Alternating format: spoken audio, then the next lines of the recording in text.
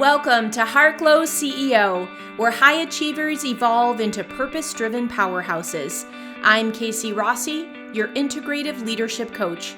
Join us to break free from people-pleasing and burnout, exploring mindset, embodiment, and soul alignment. Discover expert insights, success stories, and actionable tips for holistic wealth on your terms. This is where transformation meets the modern female leader. Let's go.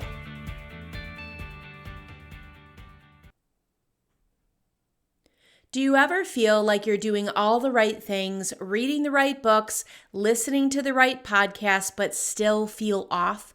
Like nothing is really sinking in? Today we're talking about the transformative power of embodiment. And to me, this is the key that unlocks the door to having all the good stuff soak in. Without embodiment, we can find ourselves stuck in habitual patterns that no longer serve us, like procrastination, perfectionism, and burnout. I'll be sharing insights from cutting-edge, presence-based coaching techniques and neuroscience-backed approaches to help you realign with your highest potential. So settle in and let's get into it. Let's start by looking at how habits form and why they are so darn hard to break. Neuroscience shows us that habits aren't just mental patterns. They're deeply embedded in our bodies. Every thought, feeling, and action leaves an imprint on your nervous system. Can you imagine? You've probably heard the saying that the body keeps the score, but it literally does. It's really interesting. I almost think of like a spider web or a matrix or even sometimes like sacred geometry. I think of that being like an overlaid template as our body is capturing everything. It is like this videotape that is capturing all of your thoughts, your feelings, your actions, and then imprinting them in your system. It's really amazing. Over time, these embodied experiences become automatic responses, whether it's shrinking back from visibility, overcommitting to people please, or pushing yourself to exhaustion in the pursuit of perfection. I think I've had my hand raised for all of those. Maybe you're nodding your head that you've experienced something similar to that. Those are just embodied experiences. It's something that through repetition, it has become our habit nature. It has become our automatic response. What's fascinating is that these habitual patterns often originate from attachments and aversions, the things we crave and the things we avoid. Said in another way, we have patterns of moving towards pleasure and away from pain, and we typically have a dominant pattern. For example, my bestie is driven by all things fun. So her dominant habitual patterns all point toward moving towards joy and laughter. So taking actions toward what she is attached to.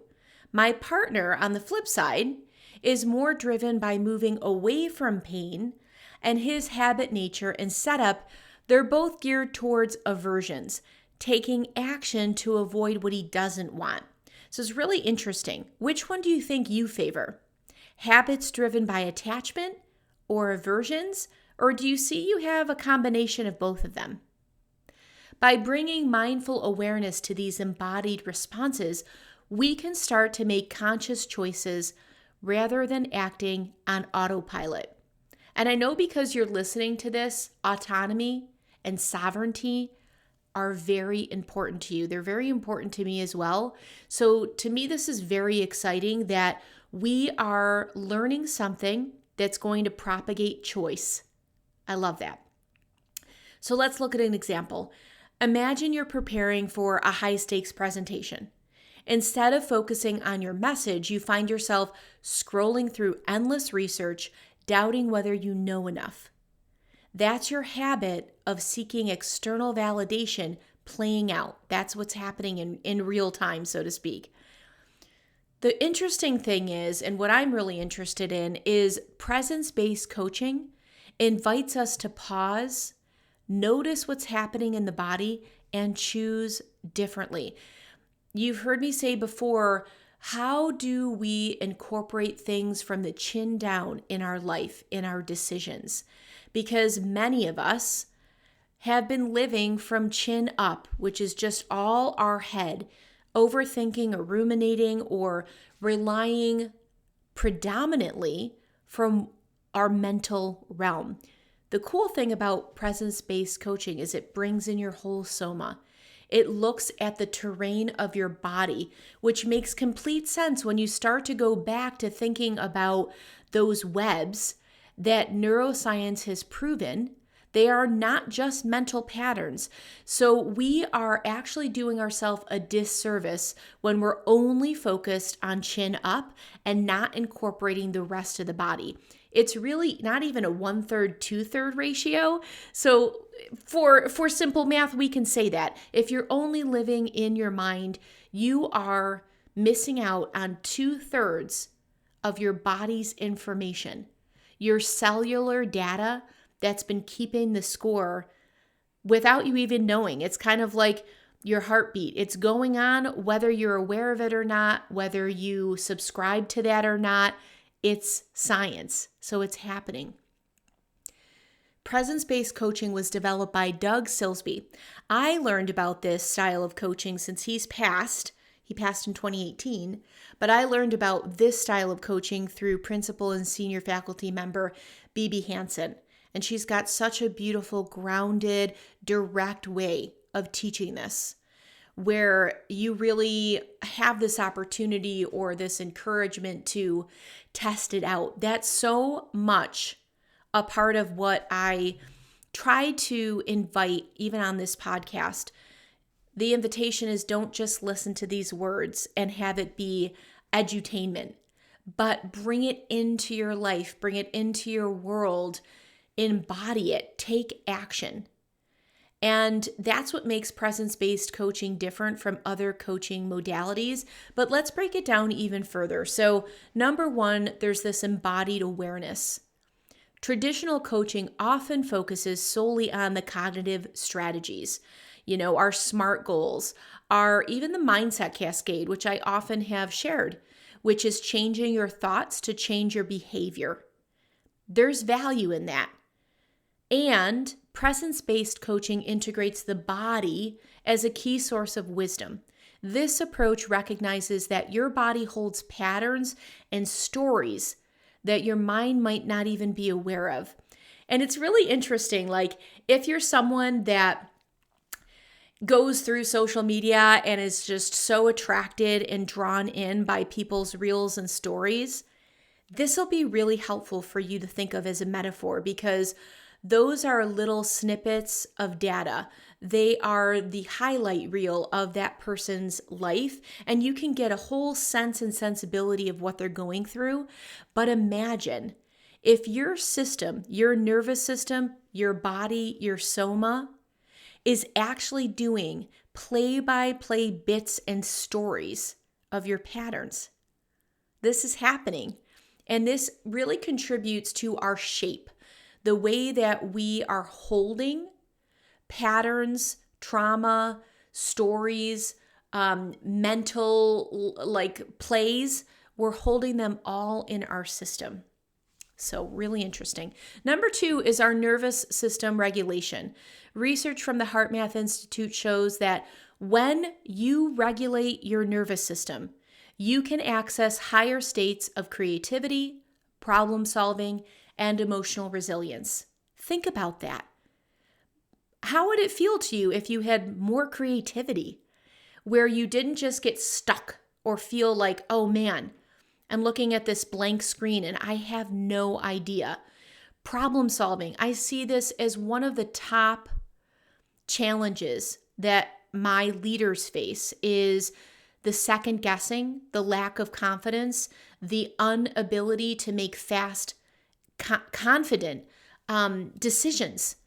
This ability to think they have to check multiple areas to CYA or just to make sure they have all the data. It literally is mind-boggling. And then the emotional resilience piece. Oh my gosh, who doesn't need this, especially right now? to be able to come back to center and not spin out, whether it's because you're getting pissed off in traffic or you just got a ton of workload dumped on you when you already have a full plate and you're starting to feel anxious and resentful. Think about these three things: creativity, problem solving, and emotional resilience. When you have a handle on nervous system regulation, your world will change. And the people in your world will also change. Presence-based coaching offers these tools like breath work and grounding techniques to help you stay centered even in high-pressured situations. Number 3 is neuroplasticity. Neuroscience tells us that with focused attention, emotional engagement, and repetition over time, so that's kind of like the trifecta, okay? I'm going to say it again. Focused attention, so like you are really looking at it. You're not multitasking. You don't have 13 tabs opened. You're not like driving the car while listening to something, while planning out whatever you're planning, but you have focused attention. Emotional engagement, so you're invested, right? You're not just dialing it in, but you're literally invested. And then repetition, because we know that through consistency, consistent action over time, that repetition, when those 3 points of the triangle come in the trifecta, you can rewire your brain. Think about that. This means that by consistently practicing new ways of being, you embody confidence instead of fear. You literally change your neural pathways. You know how excited I get about this. Change is possible. It is not just empty hope, but real and backed by science. I am so thrilled about this. I get excited every time I share it. I feel like it should be front page news. I hope you're feeling that too. And then lastly, number 4 for today is sustainable change. By working with the body, emotions, and mind together, this approach creates change that sticks. And so it's really interesting. I don't know why sacred geometry keeps coming up in my thoughts as I'm sharing this, but I'm thinking of this again in the triangle. I'm thinking of this again in that trifecta. When you look at those choice points, when you look at body, emotions, and mind, this is the holistic approach. This is the little triangle template that you get to overlay over everything. You're not just thinking different, you're being different. As you know, it is the being that true transformation can occur.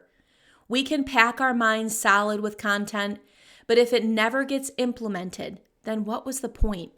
I've actually heard that consumption, like excessive content, without implementation or action, can lead to depression and anxiety.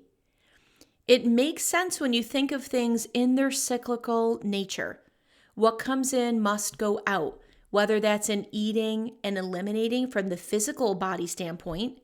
It would also make sense from the mental layer that what goes in must come out in some way or there will be a consequence. I often think of this as being waterlogged. Now, water is essential for life and growth, but when something is saturated and waterlogged, it can lead to oxygen deprivation. And when you think about this in our plant world, what happens when something is waterlogged? Like you may have a house plant. If you've given it too much water, which again, water is a beautiful thing, essential. If you eliminated water, the plant would die. But on the opposite side, if there's excessiveness, it will suck out the oxygen and there will be rot or in extreme cases, death of the plant. So it's interesting because I am a forever learner. I probably study 1 to 2 hours a day, and that's a lot. And sometimes when I go over that, I can myself feel waterlogged. I can feel weighed down. Sometimes there is difficulty in even assimilating because I've jammed and crammed too much in. Very similar to the waterlogged plant. And very similar, like if you've overeaten and you just feel like, man, you've packed too much in. So I just want you to start to be thinking about this so you can get balanced. You can feel balanced. That was a little bit of a tangent, but I feel strongly that we need to keep the flow to be in alignment. And it's just like breath. There is an inhale, a taking in, and an exhale, a letting go. And this way will serve us in all areas of our lives. So let's make it practical. How can this actually come down into real life, be at the street level for conscious leaders and entrepreneurs?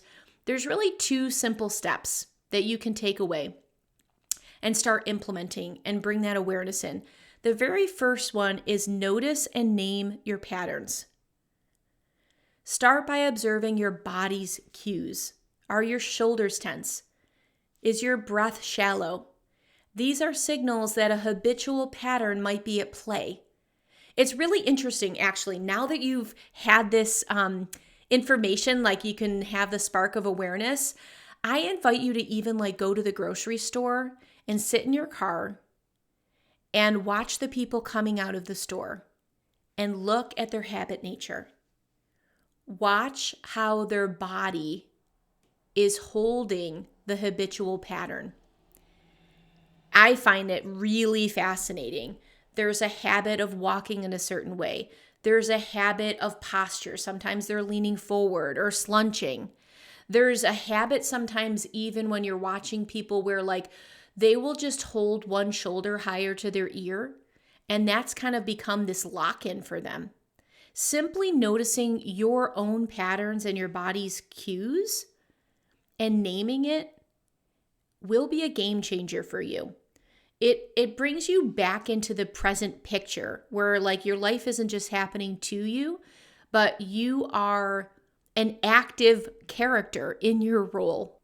The second piece to this is shift from reaction to response. When you catch yourself in a habit loop, pause and ask, what is the smallest shift I can make right now? Maybe it's unclenching your jaw, or speaking your truth, or redirecting your route, or simply just taking a breath. So this is the 2-step practical kind of dynamic duo that I want you to implement before we meet again, which is going to be next week. It's your invitation. For my clients, I call it field work. So when we have a coaching session, I always give them an invitation or field work, which is my version of homework in real life. You're out in life, you're in the field, and you're bringing in these new tips and strategies so you can move the needle, so you can change some of your doing to optimize who you are and how you're being. So the invitation really is a 2-step thing. Name and notice your patterns and shift from reaction to response. All right, let me know if you're going to take this invitation on. Drop me a DM or dash me an email, but I would just love to know how many of you are taking this out of the mind and bringing it into the body. I know personally, I would share one habit that I would like to shift from is eating dinner in front of the television. It seems harmless enough, but it is opposite, and I know that it is. It is opposite to my desire of being present, and it's also out of alignment with wanting to be conscious in my life. So what's one habit that you want to focus and shift? What's one habit that you're going to overlay this dynamic 2-step process to? Conscious leadership is about showing up fully present, aligned with your values, and leading from a place of authenticity. It's about doing the inner work so that your outer impact is intentional and meaningful. If you're feeling burned out or like you're spinning your wheels despite your best efforts, I invite you to explore embodiment practices. They might just be the key to unlocking your next level of your leadership and business. It invites a new pattern, one that is resourceful, one that invites you to pause, breathe, and choose. It's amazing how this simple and free technique can change how you lead and regulate your nervous system, taking you out of reaction mode and into the present moment. Remember, transformation doesn't have to be a massive overhaul. It starts with one breath, one choice, and one moment of presence. I hope today's episode gave you something valuable to reflect on. If you're ready to dive deeper, let's connect. I have coaching programs designed specifically for conscious leaders like you who are ready to thrive without burnout. Until next time, my friend, keep shining and leading with your heart. And hey, if you would like to help the show, please take 30 seconds to leave a 5-star rating or review at lovethepodcast.com/brilliance. Thanks for listening to Heartglow CEO.